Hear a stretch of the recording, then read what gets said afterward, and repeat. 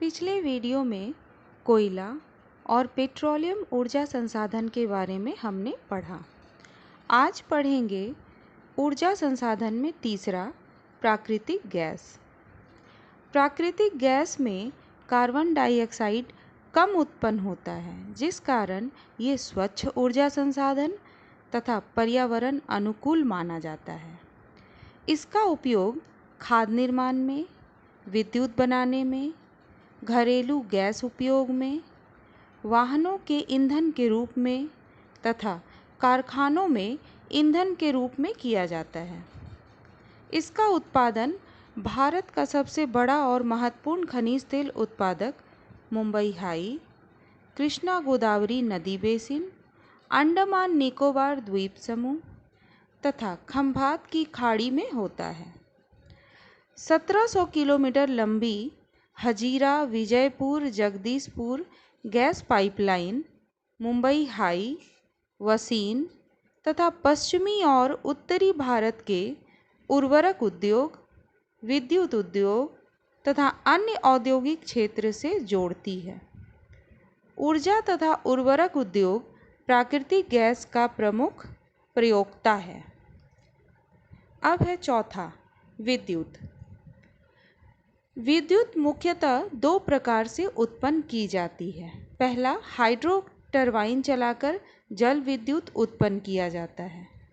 तेज बहते जल से जो विद्युत उत्पन्न की जाती है वे नवीकरण योग्य संसाधन है। भारत में अनेक बहुउद्देशीय परियोजनाएं हैं जो जल विद्युत उत्पन्न करती है, जैसे भाखड़ा नांगल परियोजना, दामोदर नदी घाटी परियोजना तथा कोपली हाइडल परियोजना इत्यादि। दूसरा है पेट्रोलियम, प्राकृतिक गैस तथा कोयला ईंधन से टरबाइन चलाकर ताप विद्युत उत्पन्न की जाती है, जो अनवीकरणीय ताप ऊर्जा संसाधन है।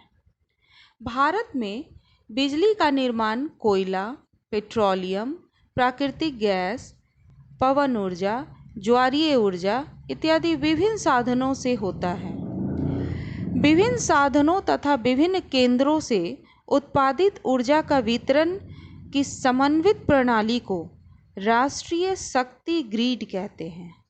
इस केंद्रीकृत प्रणाली द्वारा विभिन्न प्रदेशों के बिजली केंद्रों को एक दूसरे से जोड़ दिया जाता है, जिससे इस ग्रिड प्रणाली द्वारा बिजली की बर्बादी कम होती है।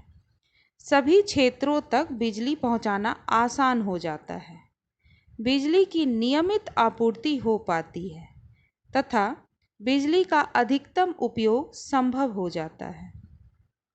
अब पांचवा है परमाणु अथवा आणविक ऊर्जा।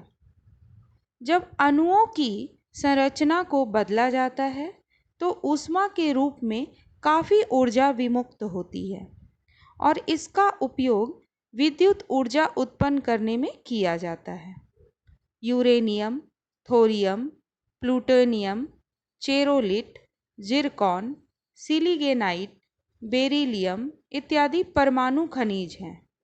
उत्पादन क्षेत्र में झारखंड तथा राजस्थान की अरावली पर्वत श्रृंखला में यूरेनियम तथा थोरियम पाया जाता है और केरल में थोरियम मोनाजाइट रेत में पाया जाता है। अब छठा है सौर ऊर्जा। भारत एक उष्णकटिबंधीय देश है, जहां सूर्य ताप वर्ष भर सभी जगह पर्याप्त मात्रा में मिलती है। फोटोवोल्टाइक टेक्निक या प्रौद्योगिकी द्वारा धूप को सीधे विद्युत में परिवर्तित किया जाता है। इसका उपयोग सौर चूल्हा, हल्के वाहन एवं एसी इत्यादि में किया जा रहा है। सौर ऊर्जा का उपयोग कर पर्यावरण संरक्षण तथा प्रदूषण को कम किया जा सकता है। लकड़ियाँ, उपले, कोयला, पेट्रोलियम का दोहन भी कम किया जा सकता है।